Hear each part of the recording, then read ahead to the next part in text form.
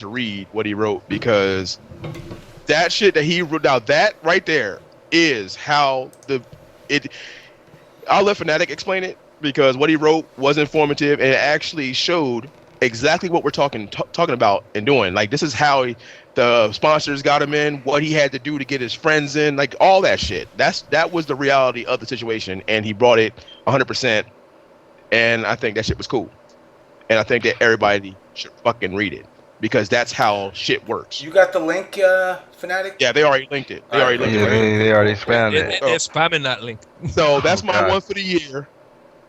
It was really good reading, and I thank you for it. It was really good shit, and I read it twice. That's how much I liked it. I read it twice. I was like, yo, that's some real that was some real shit right there. You can read? Yeah, you know, and guess what? Gosh. And amazingly enough, they just gave us internet yesterday with my own freedom papers. I'm so happy. I'm powerful happy. That's Don't taught me Octagon too. Don't talk like that, man. True. That I think you just me. set. I think you just set the black race like back like 300 years, man. Yo, for Yeah, real. I'm waiting That for- sounds Wait. It had nothing to do with that. It just had to do with truth. That's Yo, true. Yo, listen, that sounds too authentic. All right, that was really It sound authentic. Yes. I don't forget the shame of America, motherfucker. Yeah, they did that shit. And I'm gonna remember it. You know why? Because my grandma remembered it. You know why? Because my great grandma suffered from it. I'm not letting that shit die ever. Ever. Yes, sir. Yes, sir. Yes, sir. All that bullshit. I'm not. I taught my son about it. Yes, sir. So then you know what Yasabasin means. Yes, I do. Oh, I also okay. know how What much does my that- great what does grandma that was mean? selling I'm curious. for back in the day because she had her own paper sale. That's how much I know. Yasabasin was back in the days when the European slave masters in America, they would have it's like having a gesture. You know, There's- wait. Let me, before you finish what you're saying, I'm counting 1, 2, 3, 4, 5, 6, 7, 8, and you know what? Crying Brian is black too. I'm He's the officially only white guy here. I'm feeling uncomfortable with this conversation. What are you talking about? What you gonna say? Wait. How do you know? Wait, James. How do you know I'm black? Because your picture. He's barely beige. He's like a fucking. Because your like, picture. You're either black or Asian. He's Matthew Perry. No, but James, you're German, right? And I remember back in slavery days, Germans were not too pro-slavery. No, at we that were time. anti. Right, so straight. you're cool. Because we Here's your black card. We were With the too mail busy. to you. We were too busy killing ourselves. And that black card comes with a free two pieces of biscuit meal and. I knew you racist bastard. You racist bastard. I knew a chicken joke was coming. But James, the funny thing about that is that whenever I'm online playing someone in a fighting game and I beat them and then they get all scrubby and mad and butthurt, they usually say, "All right, white boy, when I see them, I'll fuck you up," and I'm like, yeah, I'm black. No, you're not. You don't sound black. And I'm like, okay, you're telling That's me. when you say step one, I'm black. Step two, don't talk like that when your mom's in my house. That shit. That's exactly what you say. Don't fucking talk like that when your mom in my house, nigga. No, but I get that all the time. And the thing is, I don't even sound that white. It's like they don't call you a Mexican.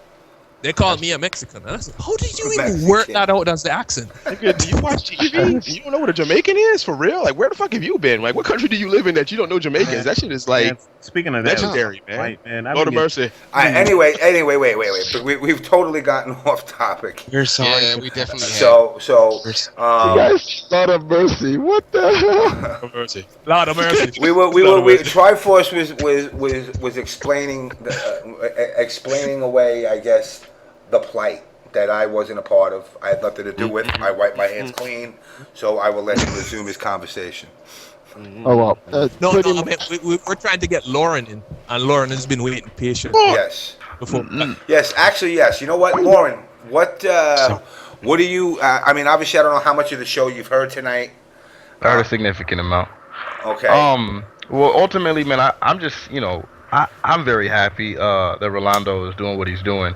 Particularly, I feel like, I really had like a kind of a change of heart in some ways. I feel like there are organizers, I think, that are truly working for the scene.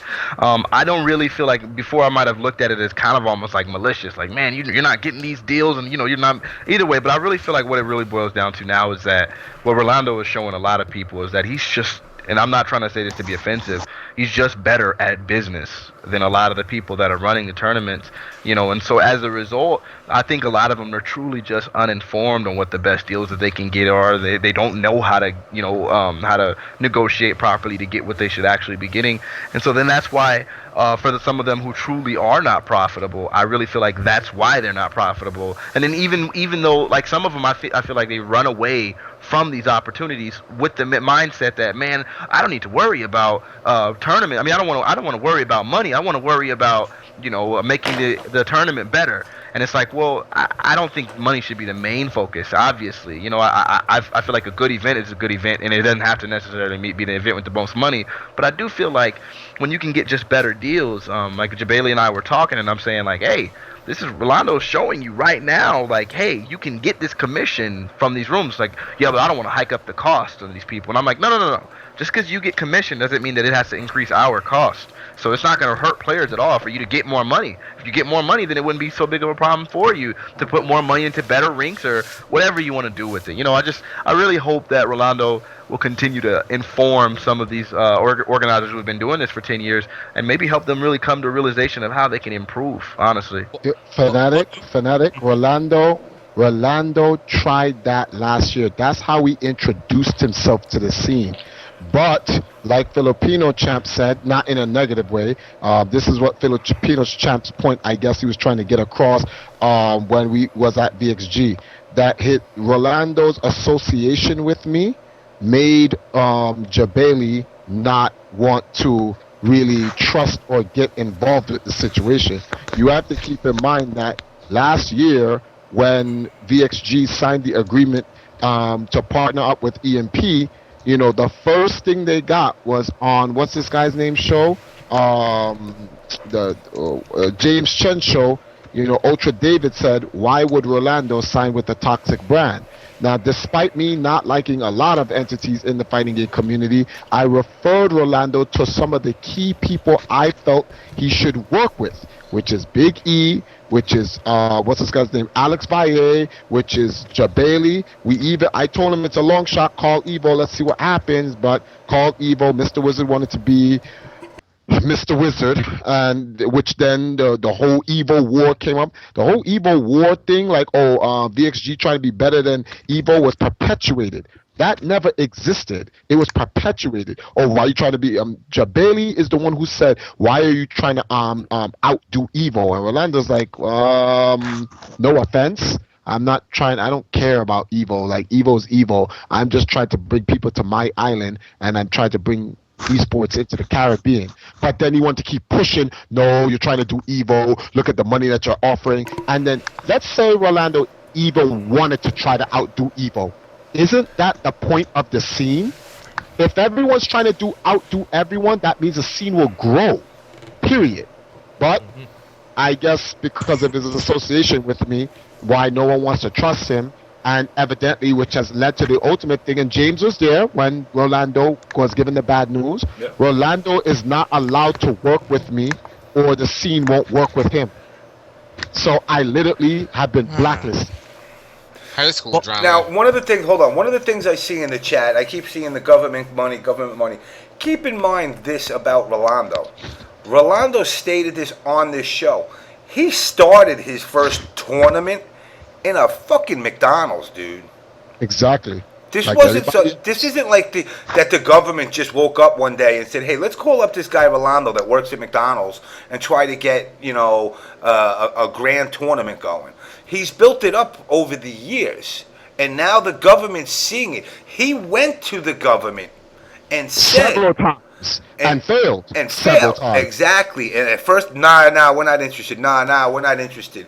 So the fact that money's coming from the government, do you care? That to me is promoting growth for the FGC. If a government, imagine if Obama decided to lay out, $200 million for the FGC. You know what? Actually, man, if just a bit of education for most of these motherfuckers, man, America and England are the only actual two countries that do not require you to petition a government to get some shit started. almost every other company, you have to petition government to get your shit Exactly. Yes. These guys don't understand how the started. world America works. and England are the only two. In They Japan, don't understand. for all their shit, they have to petition. The Like government. for Battle Opera, the current prefecture, that particular prime minister, that particular person, they have to be contacted first. Yeah. And to say, we want all these people to come in, and we're getting players from all over the world to come in. They have to actually petition Parliament because they do have a prime minister of every prefecture. And it's got to get voted. And it's got to get voted on. It has to get voted on, and if it's no, it's no, because they don't want those people coming in and shaking up that current town or city. And that's the thing that doesn't make America's any the only sense. place you don't have to do it in. America has all of this excess leeway, and they throw it away year in and year out. Why is America last on the esports food chain Because we're fucking stupid. Thank you. No, but all right, Lauren. So what do you think about all of this then, since you are the new guest? I mean, look, I didn't get a chance to go to VXG. I was going through a lot of stuff with the team and everything, but I definitely feel like everything that's happening now, all of it can lead to growth. Ultimately, that's all that matters to me. Real talk. Like, I just want to see the scene get bigger. I got my own goals within the scene, and I got my own goals for some of my friends that are really active in the scene, and so it really boils down to, I think, I'm hoping that some of the organizers and everybody will kind of suck up their pride, because I feel like I think you hit the nail on the head there, Lauren, because that's a shot. Because lots of the things you're saying there, it's basically pride. When I heard Jabali was shooting down the car thing, it's not because it's a bad idea. He's shooting it down because Rolando gave him the idea, and he doesn't want to admit that somebody Nobody can be wants smarter than him. It's pride. As you nail it right on the head, Lauren. It's all pride. Yes. You know what? You have a higher chance of finding a midget on stilts than to have these guys let the pride go. Here, And it's sad to say that, but it's true. Let me ask you this. All right, how long has Alex done the ring? 2 years. Thank you. 2 years. Okay. 2 years. Now let me let you in on a little secret. He could say he came up and created this grand thing. I sat with Arturo, and also before, when this show was on Twitch, I was partnered up with Trip Sessions, which two Canadian guys, Tim and Greg, who were doing the songs for the show. We sat, Arturo and myself, at a regular local bullshit event, and I said that we got to make this like the WWE. And I said everybody should have their own personalized intro music when they come in. There should be a ring. And then voila, all of a sudden Jeff Bailey got it. Now, I'm not saying he took my idea, but you can't say you're the originator of anything. That's the thing. It's when I heard the story, it smacks of pride. It's a basic pride thing. It's like how I acted when I was 12, and my sister said something. Yeah, I said it. I'm not going to do that because I'm older. It's baby shit. It's pride. It's baby shit. Yeah. I came up with that idea first. You know what? I'll tell you this. I've told Ed Boon ideas for games for years. And I see stuff slowly sometimes get implemented.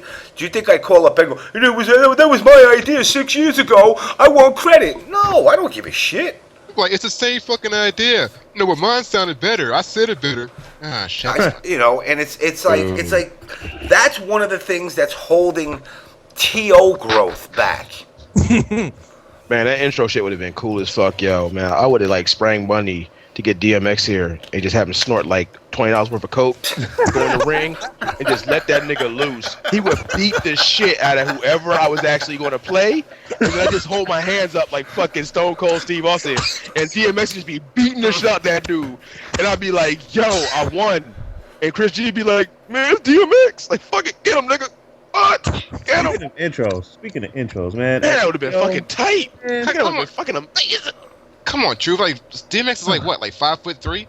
I don't care. When you put Coke in the situation, he's like a little fucking juggernaut, nigga. He will go in that ring and just beat the shit out of everything. The TV, the system, my opponent, me. What the fuck are you gonna do? Punch kneecaps? Have you seen a little nigga on coke? That shit is amazing. Have you seen the type of shit a little nigga can do on coke, yo? Wait, you know, as a matter of fact, I've never seen that, so I guess It's I'll like just a take your pit word for it. bull with the strength For of real. a damn It's like you juggernaut. a pit bull and you smack him across the face twice and just let that motherfucker go. He just goes off for everything, yo. That shit is crazy. right? Like, and niggas would be like, like, yo, is that DMX? And X would be coked the fuck out, just looking around and shit. That's my dog. That's my shit. And you know how it goes. Hey, yo, nigga. Hey, what's that? Video game? Let me see that. I Hey, yo, nigga. I worked Come on, let's at, stick. Hey, yo, Brian. at the truck stop I worked at. DMX was there one time. Oh, shit. So he was like, hey, yo, I just want to buy this. Are you gay? He tried to hide that he was DMX, but one of my coworkers recognized his tattoos. Serious? You tried to hide it. How the hell do you hide that you DMX? Nigga, you DMX. Wait. How the hell do you hide celebrity? I don't understand that shit. No, Like, did this nigga? No, hold on. Did this nigga put on glasses like Clark Kent? Y'all was like, thank you very much, African American customer. Hey, yo, nigga, you didn't even know that was me. Look at that shit. I put glasses on DMX. Take them off, I'm DMX. I think it'd be like, hey, yo, man, this motherfucking kid right over there. But Hold on, Carl, you there? Can you hear me? Yeah, you sound a little far away. Yes, I'm fucking using my camera mic. I'm trying to use my other mic, but it's being stupid. that's funny. Yeah, I got the same problem. I got 35 mics set up, and like every other one of them don't fucking work good. Got that good mic? Got that Hey, good can you hear mic, me now? We Yes, hear we you can. now. Yes, we do. All right. Okay, good. I'm sorry. That shit. I mean, I was thinking about this shit for a minute. Maybe because I'm still drunk. I don't fucking know. My head hurts. No, he was like, no. So, all right. Yo, fucking crying. Hey, Hey, wait. yo, nigga. DMX. Hey, yo, nigga, that's not Brian. What do you guys think that people are gonna have to do for the scene to grow and actually prosper? Because I'm tired of like this niche market. Like, yeah, we got sponsors and stuff now, but like, there's a lot of we're talking about a lot of the problems, but the solutions. Like, how are we going to get TOs to want to work together? Well, and I stuff? have two solutions that I can think of right now. Uh-huh. For one, the first one, we need to stop taking ourselves too fucking seriously. We're fucking gamers. We're not professional athletes. We're not movie stars. Yup. We're not pop singers. You mean if I win Evo, I'm not going to cure cancer? Man, if you win Evo, the same chicks that saw you then will ignore your ass now. And That's a lot of chicks, man. Exactly. It's a lot of and two, which is more important than the first one, we need to rediscover the love of the game. Man, for real. Not these guys, not like Ono dancing in front of me like that fucking dude on South Park selling Chim Pokemon, nigga. You did mean like real love for the game. Dude, seriously? Interestingly, it seemed Really? South Korea seems to play StarCraft pretty damn seriously, and it's doing Nigga, they pretty got StarCraft well. potato chips. StarCraft potato chips. Wow. Yeah, well, StarCraft potato chips. What the fuck? For real. You see the difference, but you see the difference though. They're take it to a organized, though. professional. They take it serious. You said take the it problem is seriously. us not taking They swear us business. taking That's it the too problem serious, is but we they- don't take it seriously, and a Yeah, lot of we people don't. it's like they don't take it seriously, but they take their stardom seriously. You can't have one. Yes, without the that other. is it. You have to. Hey, Big Shell, Big Shell, we live in America. We don't take games seriously here. I don't think it like gamers don't But take it's games not the seriously. games somewhere. though. Have you seen Korean StarCraft? Okay, we dudes? live in America. We live in America, right? You don't take Yeah. games seriously, then you don't eat. You don't get paid. Bar none. Yep. That's it. You can sugarcoat Yeah. it. You can say whatever you Yo. want. You want the money, you got to be professional. You want to get the stars and get the shine and get the chips and sit down and eat some steak and pop. You got to be professional. Period. And But it's the funny thing is that not even pro gamers take this shit seriously. That's not true. Nah, man. That's not true. I'm Not telling you all right of them. now. I mean, look, wait. All right, girl, I was waiting Wait. for someone to get test that. So yeah, go ahead. Let me just say this. Carl, how often do you practice? If I like the game, I'll play it like 8 hours a day. If I don't like the game, I'll just play it 4 hours because I have to play the game just to be competitive for the game because it's a competitive game. For example, when I was playing Street Fighter 4, I actually never wanted to play it, but I played it because it was it's still the most highly played game today, but back then it was the only game. So I played it because I still wanted to compete because it was the only thing to compete in. No one was playing DOA anymore. No. And Fanatiq, all right, wait. And Fanatiq, how much practice do you put in? Man, it depends. When I have like a serious match or something, like when I was competitive before everything like started working, you know what I mean? I would literally put in over 8 hours a day. Like, I'm real talk. I was putting 10 hours at one point. You know, and that, you know, and it goes like just like when me back in MK1 and 2. I mean, I was putting in 18-hour days. How did you think I got good at the game?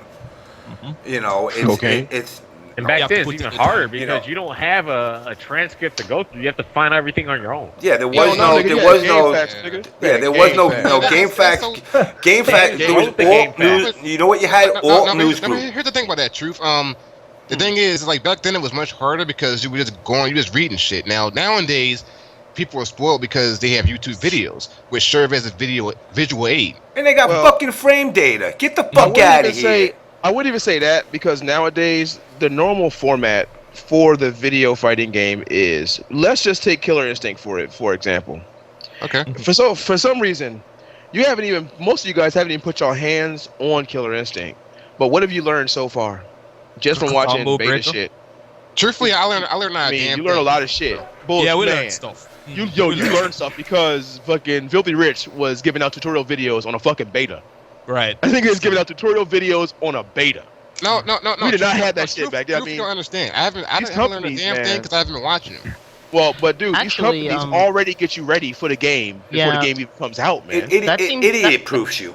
That makes sense to me because, like, sometimes I watch a game that I've never touched before, and it's like 2 years old, and then finally I play it with a friend, and they're like, "Are you sure this is your first time playing the game?" I'm like, "Well, it's my first time playing the game, but I've probably watched in total like 50 hours of people playing this shit."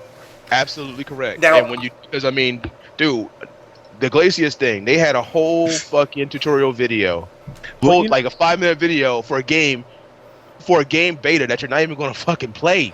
Like, you're not even going to see that shit until the system comes out. Now, this is the thing. Now, look, it's a double-edged sword because now, you know, the old school gamer, we didn't have things like frame data and all that, but we were also less complicated. You got to remember, you know, you had your 6-button layout. Okay, there was no focus attacks and shit like that. The game, you know, you learned your shit by getting your ass whooped against the character and then realizing.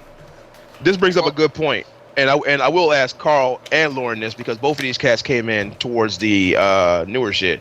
Like, Carl, how good are you at? Well, Carl, how good are you at newer fighters? We'll say Street Fighter 4, DOA, of course, Mortal Kombat, you're really good. Injustice, you're really good. But what about how good would you say were you in Street Fighter 4? When I play the game, I could honestly say I was top 10 in the country. Now play ST. How good were you in ST? I'm pretty good in ST. How long did it take you to learn ST as opposed to Street Fighter 4? It didn't take me really long to learn either game. Without looking at videos and shit? Yeah, there was really no videos to go by, honestly. Because ST is a lot more brutal than fucking Street Fighter 4 is, and for most newer cats, it's brutal. I play ST Vega. There's not really much to the character. You get a knockdown, and you go for fucking wall dive, and it's an ambiguous ass cross up, and it's safe, and I have superior footsies over the rest of the cast. I have maybe like 2 or 3 bad matchups. I play ST Vega, man. It's all about, if you're learning a character that's out of your comfort zone, it's going to be harder. Like, in that game, I play Sagat, Ryu, and ST Vega. And what is Vega? Old Sagat. Yeah. Oh, yeah, Old Sagat is fucking ridiculous. But for most players, the transition from ST to Street Fighter 4, for some of them, is fucking brutal because that game was really fucking unforgiving. Yeah. You can just do whatever the hell you pleased. And for most cats, Super Turbo against even a competitor. Super Turbo is unforgiving because if you're new to that shit, you can get bodied quick as fuck. Oh no. Yes. ST, you can get bodied like 13 seconds. ST to Street Fighter 4 is an easier transition because in Street Fighter 4, it's like, well, I can backdash. Well, when it comes to comparing all of these different games, I feel it just comes with the curve of effort put in versus how frequently you win. Like, I see that in Super Turbo, once you get the basics down of the game, everybody can pretty much beat anybody until you get to the masters of the masters, and then it starts getting proportional again. Super Turbo had, Super Turbo as opposed to Street Fighter 4 went on just like Carl said. In Super Turbo, I'm just making this comparison because of transition for games when it comes to competitiveness. In Super Turbo, if you're playing like a good Vega or a good ST DJ, it's all about momentum. If they get started and you don't know what's going on, It it don't is really stop. fucking hard to stop. It does No, not. it's Stop. that. You get bodied Yeah, the fuck out. it's pretty. In That's Street what I Fighter noticed 4, about it. you have, just like Carl said, in Street Fighter 4, you have a chance because you can backdash, you can focus out, blah blah. ST, if they start it, if You're pretty if much a good done. player gets momentum, you're going to get vortex, you're going to get fucking done. Yeah, There was no forgiveness. If you that were is new, that they is a will big fucking kill difference. you. That's a And big isn't difference that- between most old games and most new games, but like kind of a shame, kind of not that these old games aren't really relevant anymore, but I really do hope that when more new games come out, they have lots of elements from the older games ST in is terms still of strong, Well, man. you know why they aren't relevant nowadays? ST is still fucking strong. You know why it's not relevant? Because it's not easy to play. Exactly. It's not. Exactly. It's not something. It's not something. It's like King of Fighters 13. King of Fighters Oh my 13 God, plays yes. like the old school Look. game, and is not popular. Look, because Virtual live Fighter is Final hard. Showdown Look. is an old school Hey, style guys. game too. Guys. Momentum decides it. No, because I got something to say. I got something to say about this whole situation. I don't know exactly where you guys come from as far as gaming and competition, but I come from an area like in Philadelphia, Germantown, where no one played. It was all about Madden and Live and Siphon Filter and shit like that. And I was like maybe like the few people that was in the fighters. Only me and my friend Tom, aka Knives, who you might see on our stream every once in a while. Only me and him would play the games back in the day. And I remember back in middle school, there used to be a corner store called JJ's, which was right on Washington Lane and Musgrave. And I used to go there every day before school and after school because they had a Street Fighter Alpha 3 machine and a Mortal Kombat 4 machine in there. And God, that game was horrible. But after a while, they would shift games. It was from Alpha 3 to Marvel 1, Marvel 2, Tekken Tag 1, and stuff like that. And the competition there was okay. It wasn't really on a level that I'm used to right now. But back then, I was pretty much the neighborhood king, pretty much, because no one else played the games. I thought it was hot shit. Because then you went to Center City, nigga. Well, not exactly. What I did, right? I went to the game gallery on Germantown and Shelton, and there's one dude there named was Zane, and me, I'm thinking that I was a shit in Marvel too because no one else knew how to play that shit, and people. And that's because where I'm from. Just to give you guys an idea of how low the skill level was back then, I was the only person on the block who knew how to do it. Who knew the motion for the Hadouken. Wow, that's a big advantage there. That's a game. That's a game changer right there. That is fucking yes. sad. Yes. Now here's the thing about that though, because everybody was so used to just pressing a button in one direction like that. They weren't used to gliding the controller, and then the fact that everybody like I have a stepbrother who once told me that fighting games were boring because it's the same shit every time. But when it comes to sports games, right, you never know what's going to happen. And I'm like, nigga, nigga, it's the same team, every fucking game, the same rules, the same objective, to get the ball to the same hoop. Plays. Yes. They don't run the same plays because they get to a mindset. That's any game. But here's the thing. Where I grew up at, with the exception of maybe 4 people, everyone had that same mentality. So you know what? I didn't have that competition growing up, and I didn't know about SRK or Game Facts or anything or any other website that had tutorials, videos, anything like that. So the first time I went to Game Gallery up in Germantown and Shelton, no, Green and Shelton, and I played the guy Zane thinking I was the shit, and he pretty much like wiped the floor of me with MSP, and I'm like, what the fuck just happened? And then after that, I got curious and said, you know what, I'm gonna go and I'm gonna see what's up with this. I'm gonna see if there's a higher level play, and then kind of find out there was, and I was surprised. I was really shocked. I was like, niggas actually play this game for fun? This seriously? No one listening to say, you know what? See me in Madden? Really? Like where the hell are these people at? And then come to find out, unbeknownst to me, there is these kind of people at GameWorks down Reed and Columbus Boulevard. and my co-host Aunt Austin used to work there, and he told me a couple times. I didn't know who the guy was, but it was just a lot of things that he's taught me over the past 2 years. But most of what I learned in fighting games Now, granted, I'm no pro player at all. I'm not on a level of Fanatiq or whoever else is in stream or Triforce or anything. But I would say that I'm a lot better than I was back then, and it's not because of practice or anything or because of anything. It's mostly because I've met people. I went out and I've been all over the U.S. I've played a bunch of players from different states and everything. I learned a lot of new things, and truthfully, I never would have learned that if I hadn't left my neighborhood.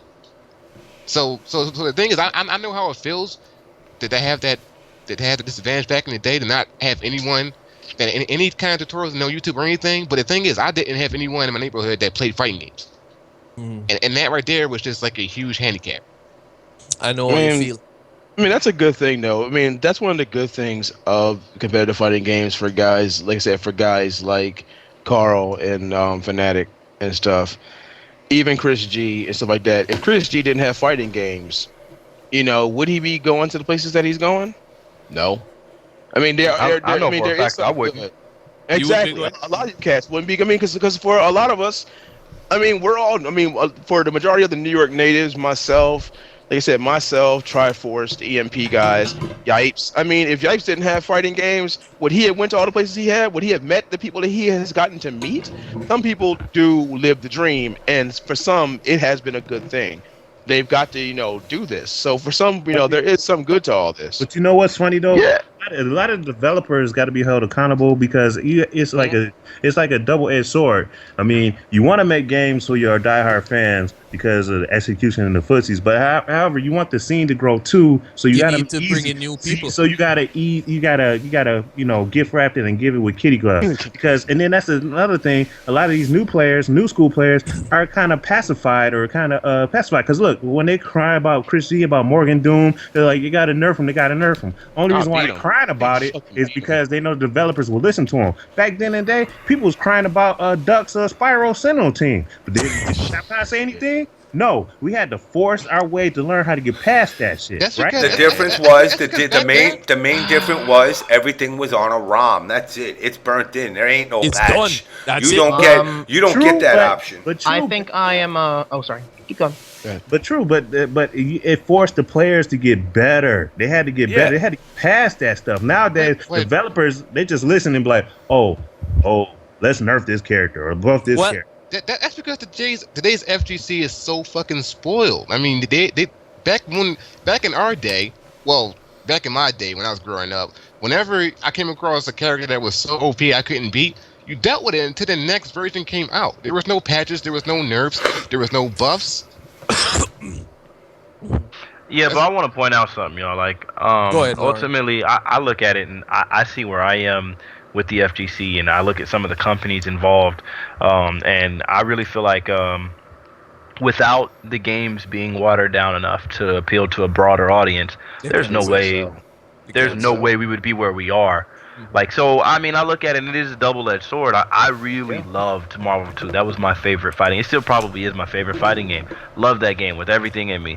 But I do recognize that if we would have made Marvel 2.5, we wouldn't be where we are. I wouldn't be traveling the same way and stuff. So it is a double-edged sword. We said we want the scene to grow. That means really appealing to the masses and not just the top players. That's a sacrifice that some of us are willing and have to make. No, Lauren, I go ahead, Brian. Sorry. Okay, I've been wanting to share this rather unpopular opinion. I absolutely love the fact that many new fighting games are simplified and easy as fuck to learn how to play. Yep. Wow. Really, a lot of those old games, you know what? I can't get into that because you know what? It's too hard. That's it. It's too hard. And I really want a game that I can pick up, play in like a few minutes, but then take a really, really, really long time to get good at it. No, but I can understand. I can understand what you're saying. Like, you want to basically be able to at least pick the game up and play it. Like I can, but if you put the time in, you'll master it. Right. Let me ask you a question. Is chess hard? Chess it is. Chess is hard to be good at it, but if you want to learn how to play it, somebody just ask, hey, what does this piece do? he does this, okay, and then that's really all you have to ask for each of the times. If you know what the pieces do, you can just play. It's just like when somebody put on the chat unknown X unknown. He said it's easy to play, hard to master. That's what chess is, and that's what fighting games should be. Yes, chess is and has remained one of the few games where you only get good through experience. I don't give a fuck if you know what all the pieces do. If you don't actually play that shit, you will never know how to execute them. Yeah, in other words, I can teach you how to punch. But if you don't know, if you haven't been punched, how the hell are you going to know how to fight? In fighting games, it's sad that I have to teach my friends how to do a Hadouken, and they still can't do it. Oh, dude, welcome to my world. That's why. Welcome to my fucking world. I've been dealing with this for years. Because I have been most active in the competitive community for Naruto Gekto Ninja Taisen, a game that required absolutely no complicated controller inputs, and the scene thrived because of it for about 2 or 3 years. And there was like a 100-person tournament in Florida in like 2007. It got pretty awesome. Like, you want to know the funny thing about this whole thing? Mm-hmm. Is that games like Marvel 2 and Third Strike and ST aren't really that hard to play. No, I agree with you, Nash. But here's the thing. I agree. No. Hear me out. Now it's not that hard to play when you're just playing it for fun. When you're playing against your friends. Now people want to go and be on this whole professional gamer level and everything like that, and they don't want to put in the work for it though. Now I understand that simplifying games nowadays is good for business, but that's besides the point. Because when you think about it, games weren't really hard to play when we were just playing it. But everybody wants to be all marvelous and they want to be on some Dollywood shit. Come on, all right. Well, Naj, here's the thing. Let me just add this. All right, now for example, Fanatiq is obviously a very good Marvel player. Yeah, he is. Okay, now let's go one notch under Fanatiq to the medium to really good player. Mm-hmm. Should somebody that's been playing the game 2 weeks have a possibility of beating that guy? No. But they do. But it happens. But they do. But that's Marvel. Well, not Marvel 2, but that's Marvel. That's the point. It's Marvel 2 as well. You can copy somebody pretty well in Marvel because that's all they do now. Like it's real easy for someone to say I want to beat Fanatiq, and then they can just watch videos of Fanatiq's gameplay and then try to counter him. I don't know if that will work out in practice that way. Execution barriers just make it difficult for people to get in. What characters are good makes it difficult for people to get in. Advanced techniques that aren't in the manual make it difficult for people to understand and get into the game. No, here's where I was going to agree with Brian and Naj is I think we're looking at it the wrong way. Like the whole anti-patch, anti-nerf, we're looking at it the wrong way. When we started out playing these old games, right? We were there at the jump, right? So in other words, we got to learn all the shit we learned. Now, what makes it complicated is when they try to emulate tricky combos or so on and so forth, right? Yes. What we're doing now is, I agree with the fighting games. They water it down and then they complicate it. Let's say, who's played Tekken 2 or 1? I played. Everybody here has that thing. Yeah. Like I played Raid War. Yeah. I played Raid. Compare Tekken 1 to Tekken 6, right? There's a bag of shit that Tekken 1 never had. But since we played Tekken 1, and each iteration it got more complicated, and we learned more complicated stuff. So, as they expect somebody who's brand new to Tekken to learn what we learned over almost a decade is unfair. But they can. Yeah, that's very difficult. But they can. That's the thing. But because remember, they changed. After I believe it was Tekken 4 with the bouncing off of the wall shit. That annoyed. That annoyed the shit out of me. I feel that Tekken is a fantastic example of easy to play, hard to master because you don't have to do ridiculous things to be competent. You just need to have good strategy. Right. Learn your moves. Just do it. No, but that's learn your moves and go. That's the model the fighting games are. I understand. Tekken Revolution. It's a combination of everything. It's a combination of everything. Some new games.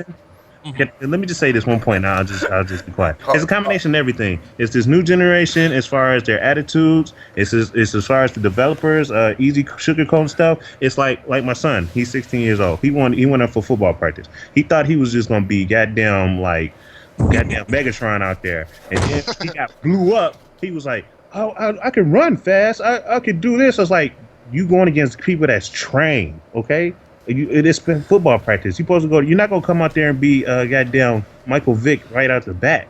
And that's the sad thing about it is that's like a lot of these young kids nowadays, even in the fighting game community. It's like, man, I'm about to go blow up Daigo up. I'm like, okay, never mind. Daigo trains like 9 hours a day, and you just pick up the game every hour on the hour. Look, to all the old school gamers, who can remember the day of playing Tekken and that motherfucker that picked Eddie Gordo and just smashed buttons, and you were like, this cocksucker is beating me, and he don't even know what he's doing. Why would they bait you? Just pick Paul Phoenix, nigga, and just hit him twice with the fucking Phoenix and say good game, nigga.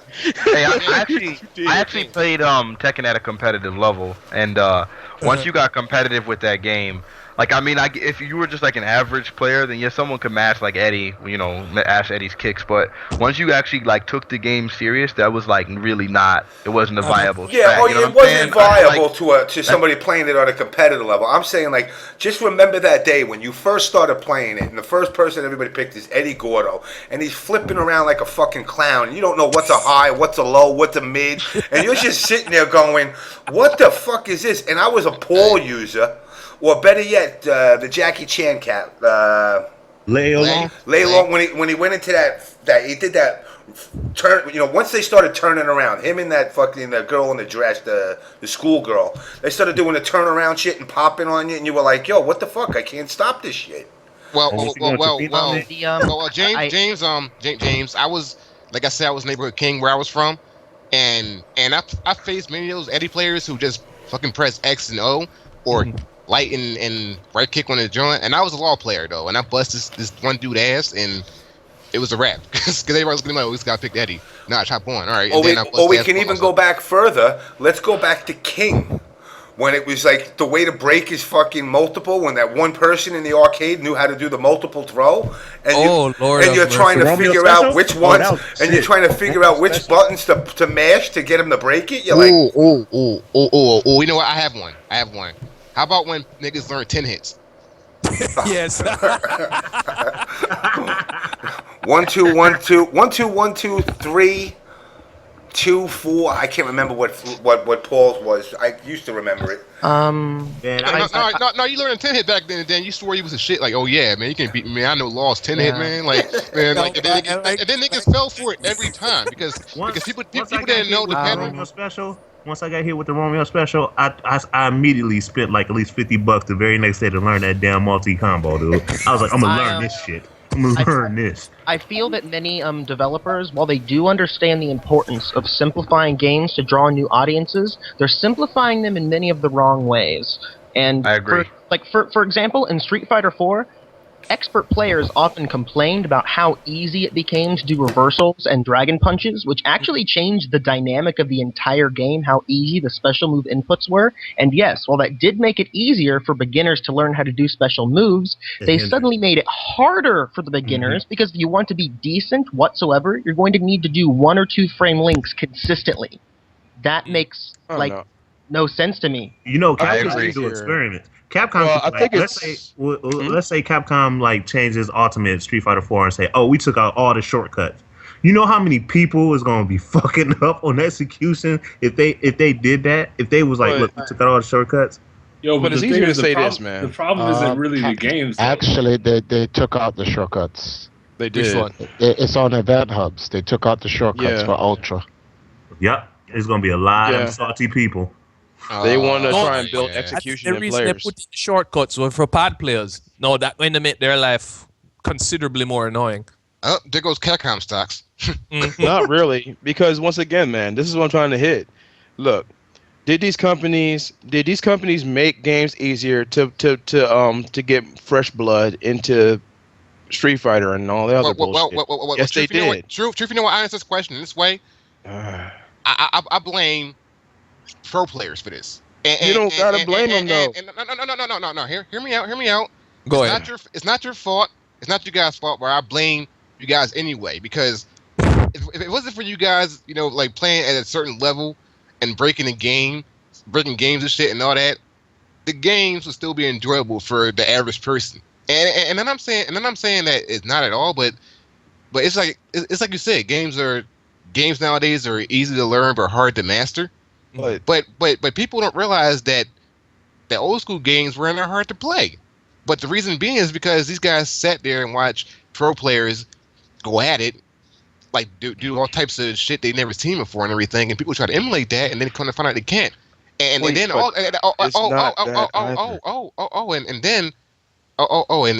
there's times where a scrubber player, pro player, right, and get the ass bust. And then they're wondering, okay, why the fuck can I not do this? Like, what can I play? And then it doesn't matter about pro or casual because the companies don't give a fuck about pro or casual. They see that they only care about numbers. Mm-hmm. Now, like I was saying, Capcom did exactly what they were supposed to do. They introduced 2 new games for next-gen systems to bring in new blood and new players that play their games. Did they do that? Yes, they did.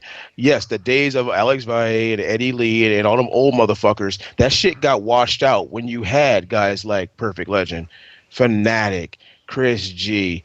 Even let's go further back, all these guys that got introduced. Yes, but here's the deal, though. Now that they got these players, now they got this new community built, they need to work on maturing these guys for events. Like, yes, you got your community now. What are you going to do with them? Capcom didn't do shit and threw it in Mad Cat's hands. And now Mad Cat's is literally like raising these fucking kids. That's what they're doing. They are raising these gamers. I really feel like isn't even the developers though. I mean, no, they're not. But they still threw it to Mad Cats to say, "We got the community. You guys handle it." All right, but this you got Seth Killiam and Markman came in. I really feel like the ease of play of Street Fighter 4 compared to older games and how slow it is doesn't really have much to do with the growth of the scene. They revived Street Fighter. They made Street Fighter 4. All the old people that like Street Fighter got into it again for a little bit. All the new kids that heard that Street Fighter was cool got into it. Regardless of how hard it was to play, the people that like being competitive would have tried to got good at the game. Here's the thing people don't realize, though. It wouldn't have mattered. The problem is not the game. The problem is the fact that you've got games that are bought by millions of people, and the audience of players is a few thousand people. See, to get back to what Carl originally said, the answer to how do you grow the scene is you expand the viewing audience. And what that means is that you advertise both the events and the players, not only to your hardcore community, right? You don't advertise to yourselves. You advertise to the rest of the world. The rest of the buying public brought a lot of casuals in. The rest of the millions of people that brought the game, which means you need the people that are considered scrubs, commoners, casuals, peasants, serfs, urchins, and all those people, everyone that buys the game, those are the people you need to advertise to. Honestly, I feel like we need to start thinking about what we mean when we say expand the scene, because really, shouldn't the things that matter be the people that care about the game and play it competitively? Isn't that the scene? Well, to be fair, the responsibility of expanding the scene relies solely on the developers of the game. And there are going to be people that watch, and yes, I agree they're a part of the scene too, but if more sponsors and more money get things involved, I actually don't feel like that's growing the scene. No. The scene can, I'm saying it again. The scene can only grow from the developers. But that's not true. No. Here's why I say it's true. The people in the scene currently only can maintain it, right? How you can't really bring new players in without... What brings new players in is, I see a game on TV. Oh, that looks fun. I'm a new guy in the scene. Exactly. All right, but let me tell you why that's wrong, though. All right. Go ahead. And we had a phenomenon here where this guy named Master P became super famous. Now, how did he become famous? Did he do TV commercials? No. Did he get a sponsorship? No. What they did was they made CDs, they put them in the trunk of the car, and they went out everywhere to sell them to everybody. And by the time they sold 400,000 records out of the trunk of the car, then people started to notice, and they said, "Whoa, maybe there's some money here." Well, Then he got Master P. Shit. But Master P is not a player. Master P, in this analogy, Master P would be Capcom.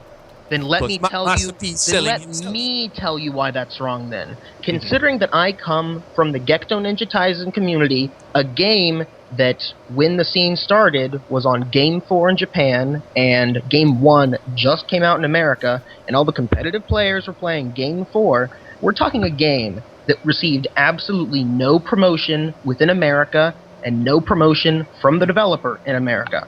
People built that scene from the ground up in Cincinnati, Chicago, Orlando, not Orlando, somewhere in Florida, NorCal and SoCal. There were just groups of people, just friends playing the game, and then they talk to somebody else like, "Hey, you want to play this game? This game's pretty cool." And the numbers just keep growing and growing that way. That's how it worked in Here's the arcades thing, oftentimes. to counter that, then, if it kept growing that way, what did they play the game because you were playing it, or they played the game because they saw the game and they thought it was fun? Yo, can I say one thing, Brian? Honestly, I understand you love Gekto Ninja Tyson, but honestly, you're the only person I've ever heard talk about this game. No. I'm only using. I agree because there's the thing because in Gog's video down in like 7 and Chestnut, that game's actually pretty popular. It actually brought numbers.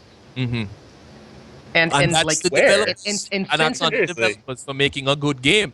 The way that things worked in Cincinnati, you think anybody would play it? Yeah, the way that things worked in Cincinnati was there was a good game store there called Game Junkie, and they had a bunch of import games. And the import game at the time, like when it was out, like the second game, they just had that set up in the corner there, and teens and kids were playing that shit. And if somebody stopped by in the store, saw it looked cool, they didn't even know what Naruto was at the time because it wasn't even out in America, and they just played that. They were telling their friends. They were holding little tournaments there. It was some crazy shit of a bunch of preteen kids playing a game on a series they know pretty much nothing about. A lot of people were getting into the series because they were playing the game. Wait. So Naruto wasn't that popular in America when the game came out? That's it was among anime fans, but there were people that were playing that weren't anime fans. Oh shit! What's the Rasengan? What's that little blue ball thing he's done now? In Gekto Ninja Taisen 2, there was no Rasengan. But I mean, the people that got good at that game were loyalists to that game, and the best people at that game that I know are not good at any other game competitively, and fighting games are completely over their head unless it's that. No, but all right, I'll ask you again, Brian. Though. All right.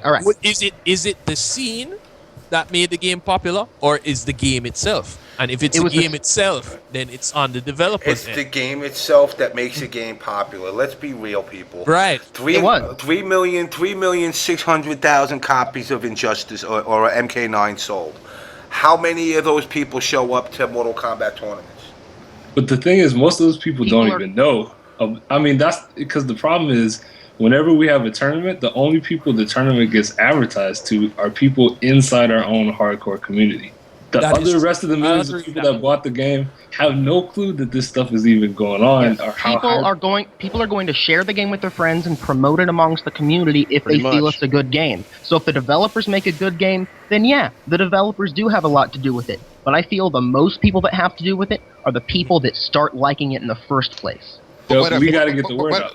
But unfortunately for most games, if it's not made by Capcom, they're not going to get much play. Unless you start fucking talking about it with other people and pushing that shit. Trust me.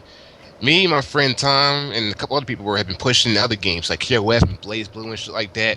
But in Philadelphia, it's all about Marvel. No, but all right, Lauren, you've been rather quiet. What's your take on all of this? If you haven't fallen asleep. No, I'm not falling asleep at all. I'm very much listening. It's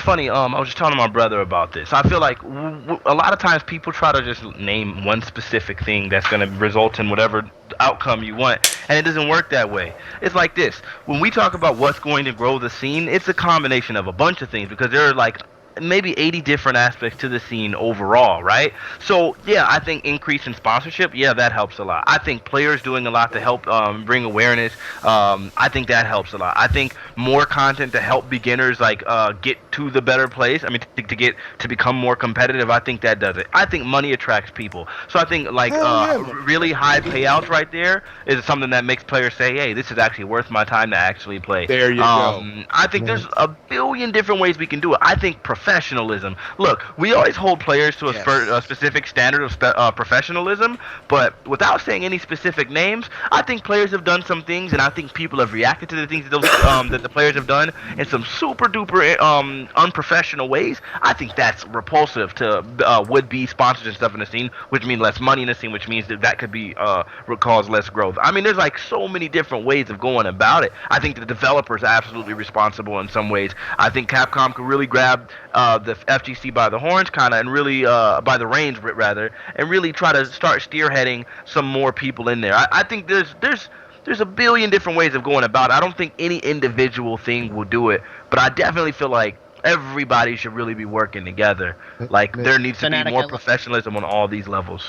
I agree with that. Fanatic, I love you, and I love what you're saying. Fanatic, I love you. You say forever and ever. You're amazing. Can I jump in for a second? Of course, Triforce, man. As you guys know, I've been quiet for a while, and the reason why I've been quiet is because and I try not to take this in a negative way, although a lot of the things I say comes out negatively. But this was just a waste of time for the last hour. Listen, I'll take that negatively. I'm ashamed of Triforce. Are you fucking retarded? Hold on, listen.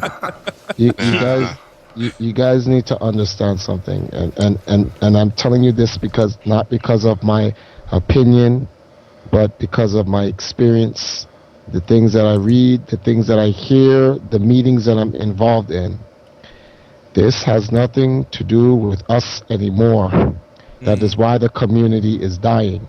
The community is dying because the input of what sustains the community, it's not good enough anymore. The community started out in the late 90s, and the community has grown as far as it can get as a community. Now, it cannot go any further.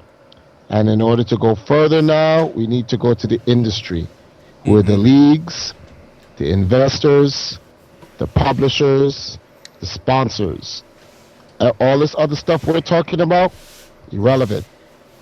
Capcom just found out about esports within the last 2 to 3 years, and they now notice it to be a viable market.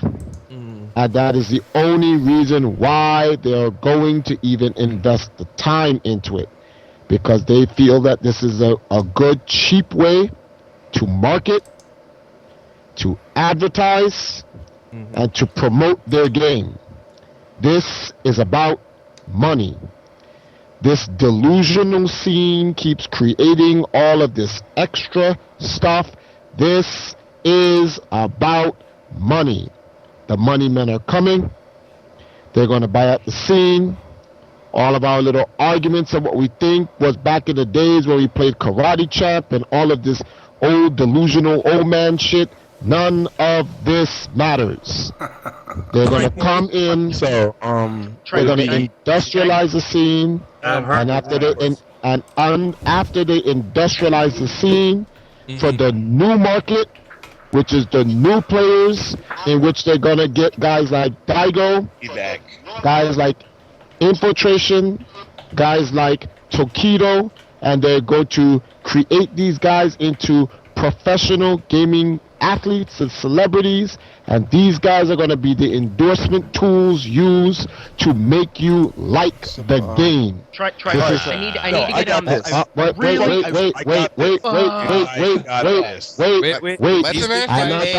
I'm not done. Let the man finish, please. Fuck. They've done this to golf. They've done this to boxing, baseball, football, basketball, world football, skateboard, racing, every other form of sports entertainment. It is the same exact formula. I am done. Okay. All right. Now, hold on. Because I feel like Triforce, you're like you're like a final boss on an RPG, and you have 3 forms, and you just died in your first form, and you're giving a really, really, really long dramatic speech before you go into the second form, and it's really fucking awesome. I love you, Triforce. Because I'm obviously going to say this. I'm going to say this in a language that I guess you will finally listen to. Here we go. Yo, don't go back to that slave speak, man. I will not go to the slave speak. But let's not do that. Oh, it's please. banned. It's banned. Yes. You know this though. An hour ago, I said that the money men were indeed coming. Triforce. Oh boy. Did you not hear me say an hour ago that our city was safe? The shadows. I was warning them. I was sitting. Alright, wait. Let me throw a little trivia out there first. Everybody talks about Evo. They're going to be the new gods of the Hold on. And I want Triforce to answer this.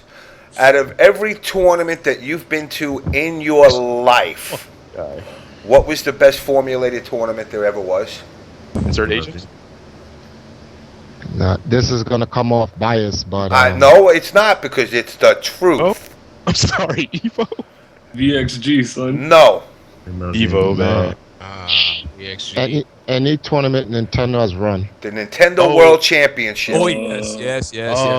Point taken. Yep. Hands down, the best, the biggest turnout for a tournament in the history of competitive gaming. Yep. Period. But Nintendo World. No.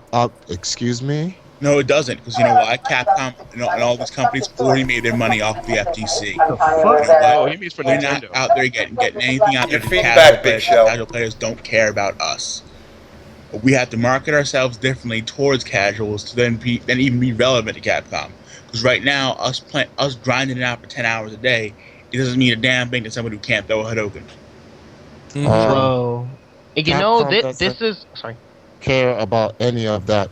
All Capcom cares about is a new consumer base to their product, and the new marketing plan to sell that is through competitive gaming. Because Empire Triforce. I said that too an hour ago. I said they have their community. Now they need to enforce the base. I said that an hour ago. True. You did not listen. Your ears were not tuned to the darkness. Let me answer Truf's situation. I did say that shit, man. I said hold on. Why do you sound like Bane, Truf? Oh, wait, I don't guys. know. I'm drunk. I've been saying this for 10 years. Yes, you have. We're not disagreeing with you, Triforce. I'm not disagreeing with you, but I did already say that they do have their community, and we know how they built it. Then the shit, and you are right, man. But at this point, the way they handled it, in other words, they opened up Chuck E. Cheese, and now they can't control the fucking kids. Oh no, I don't know. Still, I don't. man. No, hold on. The reason why I don't agree with that. Is because they never opened up any Chuck E. Cheese. We The opened shit up you say. No, okay, true. Opened up Chuck E. Cheese, and they realized what they can get out of Chuck E. Cheese, and they let us run it for a while, and now they're taking it back. No, it's not that they're taking it back, because they just see that we can't take it to the next level. That's what this is about. They're like, now that I understand, like, I think I get where Triforce is coming from now, and this taking the scene to the next level and like truly expanding it. Now I feel like I'm not even behind anything that any of you guys say, because I just want to get good at video games, and I want other people to get good at video games, and I want to play against them. Anything else, I really don't fucking care about. I don't care about any of the money that goes anywhere. But all right. But here's the thing. Okay. Hold on. Let me say. Can I say something? Go BigShel. It's not about you anymore. That's what I'm saying. That's the grim reality about it. I mean, not too personally, but that's what it is. Has it ever been? It's about the money. Yes. I've heard at one time, it was about the players and the community. It is no longer about that anymore. It is done. The money. The name of the show is called Burn It Down. The city will be reformed and flamed. I mean, I'm cool if I'm cool if companies get money and some people get money, but I just want to play video games. You won't. But But Brian, understand this. You're not going to be eliminated. You're just going to be in a different structured environment. Yeah. Yes, you will still be able to play video games, my young. Who is this guy? This bad. Well, let me tell you what the fallacy. That's all, man. The fallacy in that logic is this: what is the biggest game in esports right now? The biggest MOBAs. Where did MOBAs come from? Were MOBAs created by a company deciding to sort of impart their will on the market? No, they were created by the community. By the players. Right. Yeah, Defense of the Agents was purely ran by the people who played Defense of the Agents, and then other people got into it. I mean, it was definitely pushed by their community. You're making my point. You're going right back. This is what you're going to do. I never said you was wrong. I said you were right. We're up. No, not you. Wait, who's the guy? Because now I'm confused now because of the Bane voice. I said you were wrong. Guys, come on. Bray Wyatt and Bane. Let's just get along, all right? No, we're not disagreeing. I'm just trying to make. Someone said that. Who's the one who's saying that goes against the point? Who said that at first? Right. Not against the point, but the point that I was trying to make was that the reason that Riot Games is so huge is because of the fact that rather than just pushing their own agenda at first, they actually paid attention to the community and listened to the community. And that's the reason why they're as big as they are now. And so much that other fighting game companies are actually doing free to play, just like Riot and Dota and other places like that. I mean, they've gotten on the train. Do you see the pattern they do? They released the community took the game, the community nurtured the game, and when the game got to a certain level that the community can no longer nurture it, it has to allow it to grow. They step in, they industrialize it. The community is still involved, but they're running the show. No, they didn't invite free to play. I'm just saying it was a good model. It has nothing to do with the free to play. Remember, the community is the one that had to first set the competitive structure to begin with.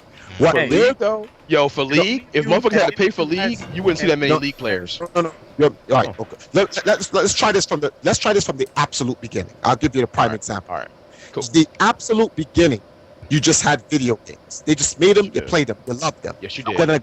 Then a guy called Wtih came, and he created competitive gaming. That was that spawned from the community. The industry didn't care about any of that nonsense. They was like, huh? What? Competitive? What is this old man doing? Now, from that time, from him setting the competitive gaming format, businesses came in and said, what would happen if we was to somehow create structure to this guy's competitive gaming? And there we got the first commercial competitive gaming, which was That's Incredible. You had a TV show, you had a God, I remember that shit.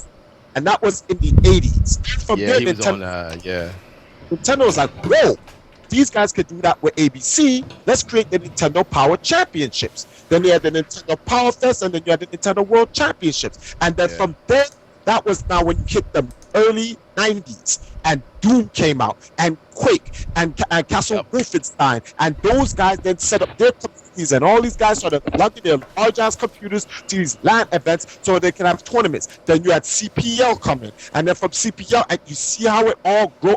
This is a growing and all that shit. Progress. And then it went from QuakeCon, and then from QuakeCon to MLG, and then from MLG, look where you are now. That's why I kept telling people, end result is this result for all of them. Well, Triforce, if it's the same result for all of them, why do we need you? You don't. Never said you did. So why are you doing this? Because I'm helping my guys in the Empire. But here's the thing, Triforce. What Brian's trying to make the point is, when you came in and said the whole conversation we have is useless. No. Then why bother even talk about it? We're just talking about it because people are here. They want to learn about how the things work. I don't think nothing is useless like that. In a sense, this is where the tangent is going off. Before, you notice I never said anything. When I came in is when everyone started to try to find out where the origin, or there's like, well, I know, you know what I think, and what I'm trying to say is that the community is over. There is no more I think. Perhaps in 2005, 4, 3, 2, 1, 99, 98, 97, I think meant something when our thoughts helped develop the community. But the community is at the end of its life cycle. I think is irrelevant. What they think and what they're going to do. Notice what they're thinking and what they're going to do is nothing we think matters. It doesn't matter anymore because well, that sucks, doesn't it? All right, guys, I hate to do this to yous.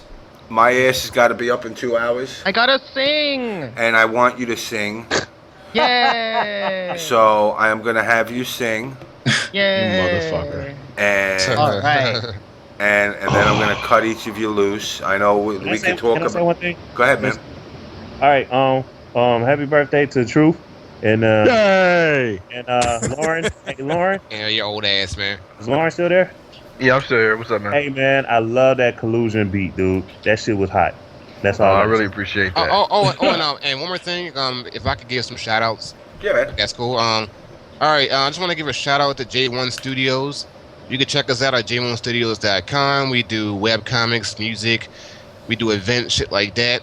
And also, don't forget to check us out on VGCJ Roundtable tomorrow at around 10 or 10:30. We don't really have a set time, but we usually do the podcast Wednesday and the stream Thursday. Check us out on twitch.tv/CosmJunkies. All right, I'll get my shout out. My shout out is I don't have a Twitter and I don't want you niggas on my Facebook, so don't talk.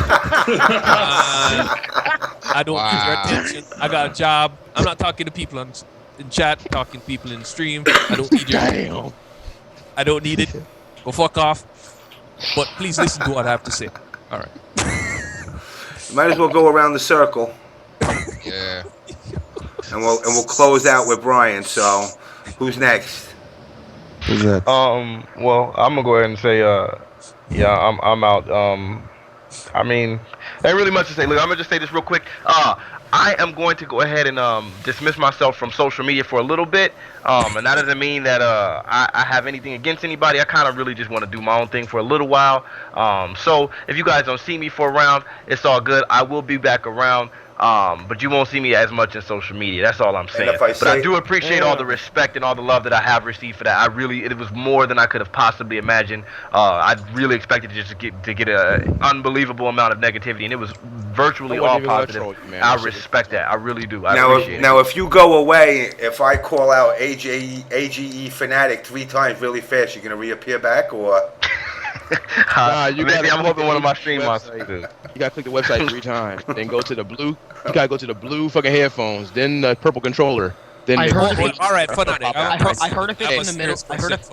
I heard that if it's in the middle of the night and you go into the bathroom with your laptop and you go to the PDP website and you type in the promo code AGE Fanatiq, AGE Fanatiq, AGE Fanatiq, you're not only gonna get 10% off your next purchase, but Fanatiq is going to get more promotion. No, he doesn't. Fanatic. You click it 5 times, you'll get the shit, and then he'll complain about you on Twitter. all right. That's all I'm going to say. Fanatic. This is Fanatic's greatest hustle of all time. I feel he paid Brian to say that. I didn't know. How about we just fucking play ABAC and get the blood code in Mortal Kombat 1? How about this? How about we don't? That's my goddamn code. I created that. But all right, Fanatiq, I have a serious question for you though. Well, are you going to try to get into other games? Because I can see it in your play, and most top players who play Marvel, you guys don't really like that game very much. Marvel 3. But are you planning to try to pick up any other fighting game or? Absolutely, like I'm gonna play Street KOF Fighter 13. Pick up KOF 13. I would have been playing. I put it on my life. I would have been playing Injustice already, but I have this thing against DLC. So that's the only reason why I'm not playing Injustice. But I'm definitely gonna play Ultra Street Fighter 4. And I'm probably I want to get back into Tekken a little bit. So I'm probably gonna start doing that. Ultra Street Fighter 4 is technically DLC. Yeah, isn't that DLC? Technically, it is. It's a little. It's a little bit different. As long as I don't. As long as no. Here's the main difference for me. If I don't have to. You know what I mean? Like I get that it like the game is being completely rebalanced and all that stuff, and I'm paying for that. But if it gets to the point to where you have characters that I don't specifically because you paid for something that I don't, and we're playing the same base game, I'm not about that. Okay. Well, all right. Black Dynamite, you play League of Legends. But wait, first of all, For real, Oh no. Dave needs to go to bed. Yeah, Yeah, I gotta. we're we out gotta of wrap time. this up. All So right. let's get Okay, down. serious Let's get down to the question. nitty gritties. Serious question. Okay. If I was going to buy some headphones, which ones would you suggest? Fucking God. Yo, ask Filipino chat. He got some guy like. Actually, if you He's donate trying to $20 set to me him, up. he'll buy them for you and wear them on his stream, but they'll be yours. Stop it. And you will wear them, motherfuckers. Hey, you for know what I want? You know what I want? I want those fucking glasses. How do I get my Steel Series joints? Yeah, I want those, man. I want those glasses. I want those They don't joke, man. neon blue ones, man. Oh, Yo, I gave mine to Sherry. Really? Wait, they made, Really? Wait, Seriously? there's another set of glasses out there now. Should have paid that bitch no mind. Them Afterglow. They were supposed to be out in the fall. They're gonna be they'll be the next season afterwards almost. Oh, wow. Okay. Wait, there's new glasses. What about the Gunners? Nah, these ones niggas they got the glow swag on them though. They're like I mean, Gunners. with fuck glow Gunners, swag. yo. Oh, okay. Well, here we go. Now we're selling fashion and gaming. Really? You sell shirts, nigga. How don't you know this? No, you don't see it. Like you got. If you think about it. Now there's a certain look that comes with being a gamer now, and that's the tech look. And now a whole new market's going to be built off of that, and that's going to be a trend. Yeah. And it's gonna Wait. be Can I sing right now? I already knew that. Wait. When the fuck did we become fashionable? When the hell did we become fucking? Alright, you know, whatever. All right, wait. How about this? Fuck fashion. Fuck glasses. Going. Fuck all that right now. Right. Who else is left? Will, you're next. Yeah. Shout outs to Triforce. Good shit, man. You putting in mad work for the community, regardless whether or not it's dying. See you all at Battle Circuit tomorrow if you're going. Fuck, I'm tired. I can do this. Get you all later. All right, man. Crimson, you're next. All right. Shout outs to Triforce for keeping it real. Truth, happy birthday, man. If you send me your address, I'll send you a 1 month supply of Hot Pockets. Don't send him ice cream. That's what he James, I'm going to build a time machine so I can go back and buy that shirt. And shout outs to not letting big business take our collusion, our pro hoes, and our pot splits. BigShel, you're next. Oh, me? Yeah. Yeah, shout out to pretty much everybody in the fighting game community, everybody that's on stream, everybody that's viewing this. Shout out to my team, the Fighters Alliance. Shout out to my sponsors, Razor. Shout outs to pretty much my family that's just sitting here looking at me, and it's like 1 o'clock in the morning, and that's it. Cool. PL, you still alive? PL's Probably dead. not. PL conked out. Yeah, he's dead. With that said, I'm going to drop a couple so this way I can get my video. Mm-hmm. Okay, I ain't saying nothing. I got to drop 1, 2, 3, 4. And we'll leave the 4 down. And now, Brian, if you would like to do your song with video, you can now do it with video. I actually don't need to do it with video, so No? you just kick those guys for nothing. Fuck. But it's okay. The 4 people you just kicked can, they can listen on the stream.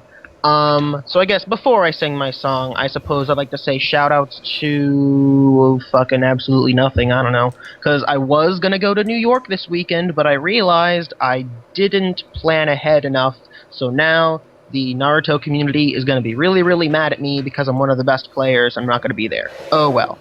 I guess I'm gonna...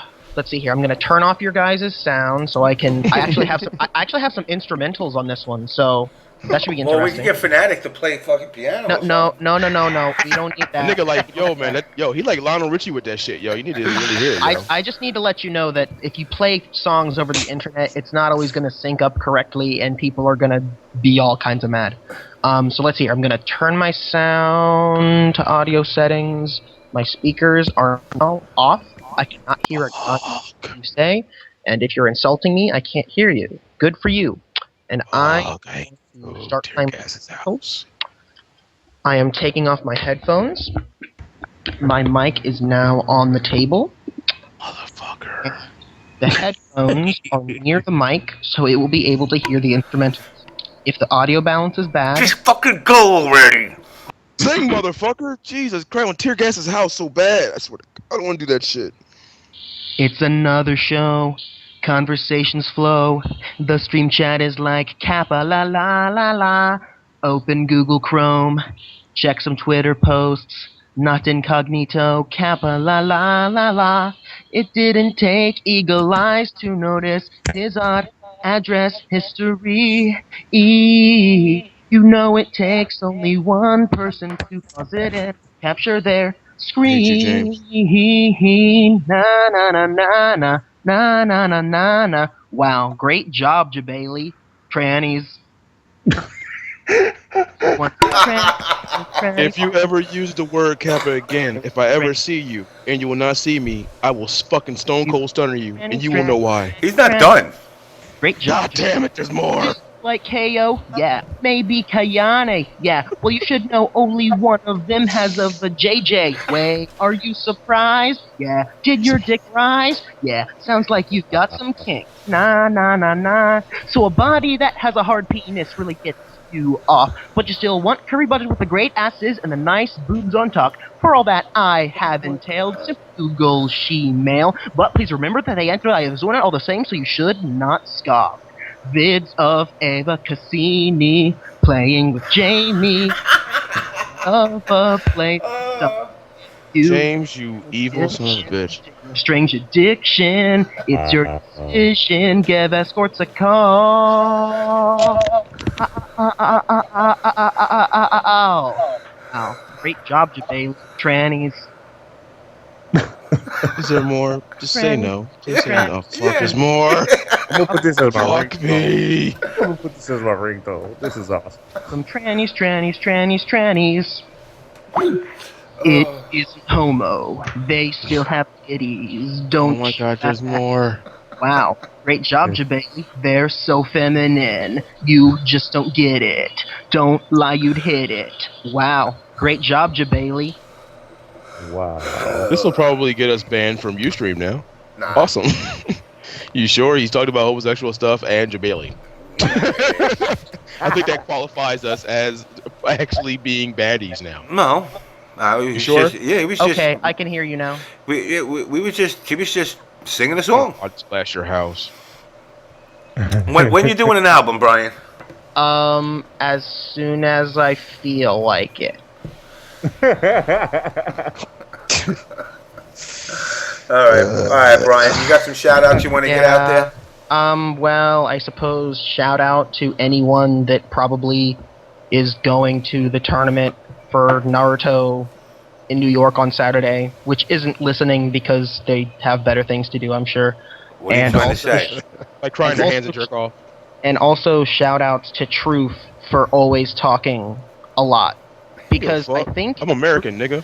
Truf, you The talked president is more black than and my Lambo is blue. you talked more than Triforce this episode, and for that I am both proud of you and absolutely horrified. As drunk as I am, I'd probably hit you with the fucking bottle I just drank. I ain't gonna lie to you. But you have resilience, I'll give you that. But you sing that song again, I don't care where you at. I'm gonna fucking stunner you. My next song is going to be a parody of that one gay ass My Little Pony fan song, but it's going to be about Triforce. I can live with that. Triforce, howling at the moon and sleeping in the middle of a summer afternoon, but replace those words because it's friendship. All right, I'm gonna get the hell out of here before somebody punches me. All right, Triforce, you get your shout outs. Yeah, I'll just make this short. Well, definitely. Where do I start? Okay. First and foremost, nobody should be worried about anything. In terms of the community being burnt down, the proper authorities, they all have this in check, so no one has to worry about it. Some good times are coming in. These guys are gonna give them a couple of years to put that new cement under us and everything. And you guys are going to see some ESPN jump offs soon, so don't worry about it. Burning it down is a good thing. It's not a bad thing. Definitely want to give shout outs to everybody that came on the show. This was one of the most informative shows ever that you've ever had, James. At least people learned something and people started using their brains. Everyone started actually thinking for once. So, so that was refreshing to watch everyone think. Also, to all the tournament organizers that had their little TO IRC chats and they were listening on the show to see what they could learn because, the established order has been shaken up. What's up, guys? I know you guys hate me. Trust me, the feelings mutual. I liked you guys at one time, but when I found out that you guys completely hate me and you blacklist me, no love lost. So whatever. See you guys at the dinner table. Trust me, my seat's been reserved. And the best part about it is there's nothing you can do about it. That's the best part about that. And then I also I want to actually give special thanks to the guys in the Empire because realistically speaking, despite the blacklisting and all the types of dirty things that the scene's done to me, at the end of the day, for the most part, those guys kind of stuck it out with me. And without those guys in EMP, we wouldn't be where we are right now. And that's just real rap. We wouldn't be the dynasty that we are. Because trust me, I may have founded the empire, and I may run the empire, but I am not the empire. Like it requires all those guys to put in that work and stuff like that. Oh, and definitely shout outs to Mewtwo King. Just to put this out there, something's wrong with this guy. This guy he's got to be definitely autistic. Did you know he went to four tournaments, right? Since Evo. After he placed 5th at Evo, he's been to 4 tournaments. And he has won 14 Smash Brothers tournaments since then. In 4 events. He has won 14. He's a monster. Mewtwo King is the best. Shout outs to him, man. Money on corn chips and ice cream. Yo. That boy can drink. Yes, he can. That boy can drink. I'm sure he has permanent brain damage. No. We were at this restaurant, Sopranos. If you left your glass of wine laying there, it was like a fucking dog fucking dropping a piece of food on the fucking he's like ground. A fucking hobo. Motherfucker was like going. He was licking those glasses clean, man. Hell yeah.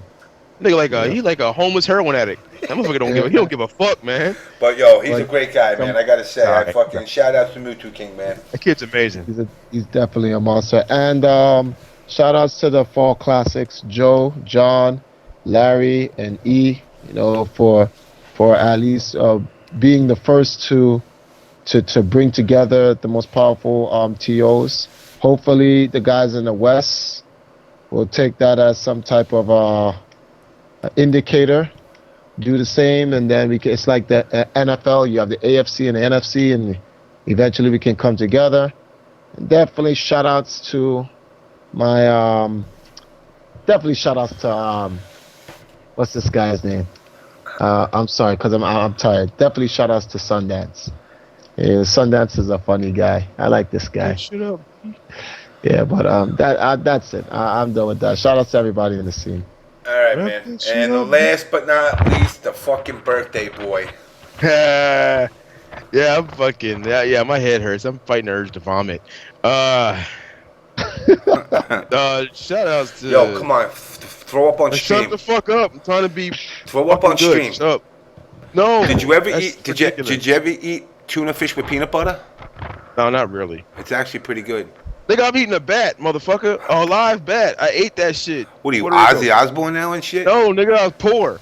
All right, so shout out to all my groups. Shout out to Fanatiq, being posting that grown man shit. I'll say it again. It was very nice. Shout outs to even fucking Triforce, educating these cats on the business end of gaming. Everybody who came in had some really informative shit to say, and this was a very, very good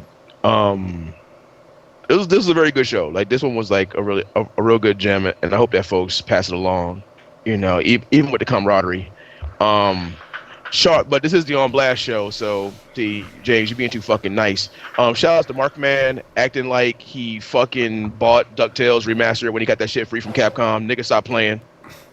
You lying motherfucker. You got that shit free a long time ago, but you couldn't say shit.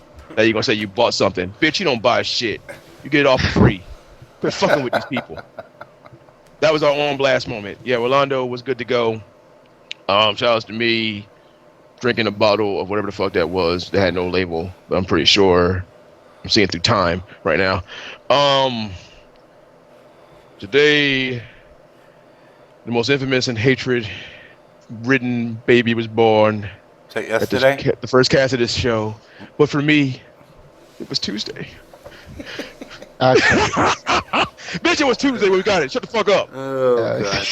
All right. Anyway, let me let you go. Triforce, always a pleasure. Truth, always a pleasure. Fanatic, yeah, I know. Even if you're going MIA, you know you're always welcome on the show.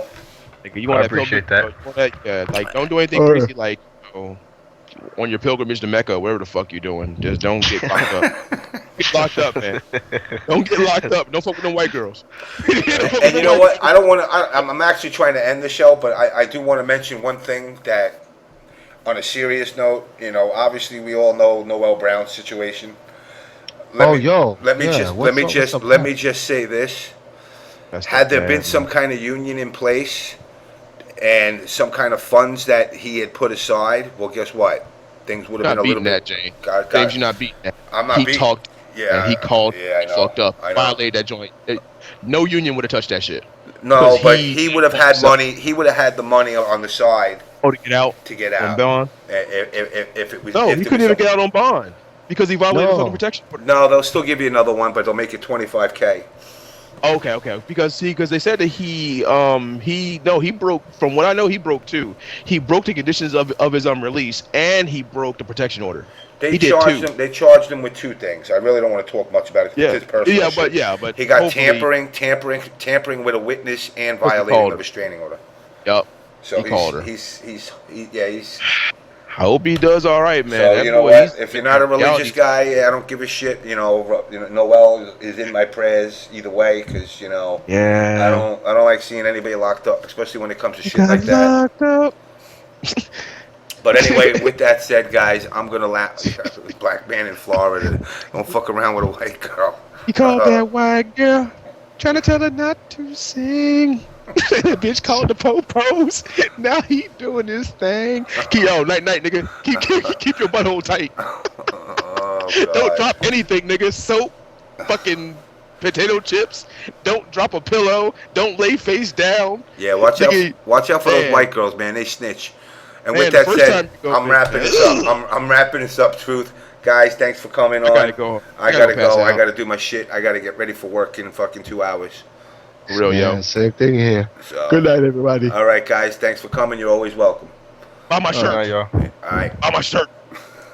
All right, guys. Shit. Shout outs to obviously everybody that's come out and watched the show. I hope it was informative. We goof around and I'm breaking Jeff Bailey's balls, but it's all in fun. I hope he can take it that way, because like I said, he's been able to diss it, so it came back a little bit. As far as all you guys, I did have codes to give out. I'm gonna be giving them out on the On Blast Show Twitter account during the week.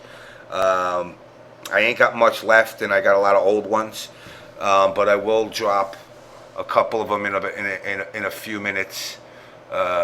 Shout out to White Russians. Obviously, shout outs to Rolando, all the guests that came on, Will, Truth, obviously, happy birthday, Triforce, Fanatiq, Crying Brian, as always, Crying Brian, what more can be said about him? And again, shout out to Biggs, Kichi Kotaro, Zero Kyo, Baramasu OG, Smurf is always in here. After Hours is not a go this time, Smurf. I gotta make sure I'm up for work. Kung Fu Puppet Master, and even the people that weren't liking some of the stuff we were discussing. Obviously shout out to all the people that are OBS, that rep OBS. On a side note, if you want to get banned, just put OBS in your Twitter, and Alex Jabali said he would ban you. But all joking aside, this show wouldn't be without you guys. Jewbag the third. I know. Shut the fuck up. Shut your fucking mouth. All right. Well, you know what? Lumiere, obviously he no good. REC Hayabusa, you're here finally. Shout out to trannies. Shut my piece of shit mouth. Who else? Thank you, Jinryu. Chocolate Lucky Charm. You know what? Like I said, haters are gonna hate. I don't care. You know, I unlike other streams out there that will ban somebody for that. I don't care. He can say what he wants. I'm here for you guys. Like I said, as always, if you know, for those that have my number, ever have personal issues, whatnot, it's always there. It's a not a 24/7 thing. But either way, guys, I appreciate you coming on, checking the show, and I will catch y'all next week.